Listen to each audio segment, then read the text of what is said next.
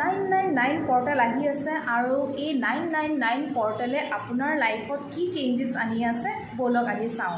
চ' already মই কাৰ্ডছখিনি shuffle কৰি থৈছিলোঁ, এতিয়া মই চাম যে আপোনালোকৰ লাইফত কি চেঞ্জেছ আহি আছে।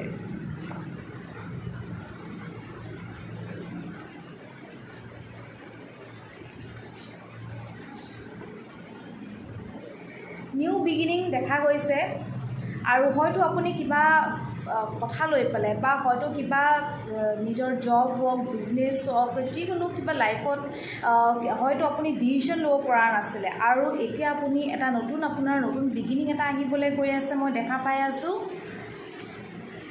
দেখা পাই আছোঁ যে আপোনালোকে এতিয়া বেলেঞ্চ কৰিবলৈ চেষ্টা কৰিব, এতিয়া বেলেঞ্চ কৰিবলৈ পাৰিব।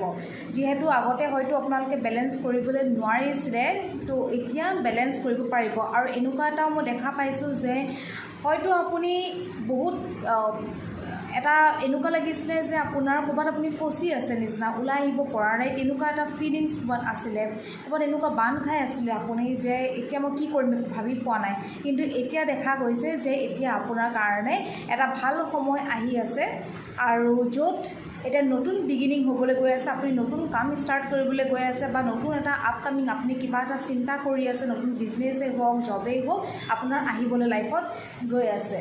Thank U.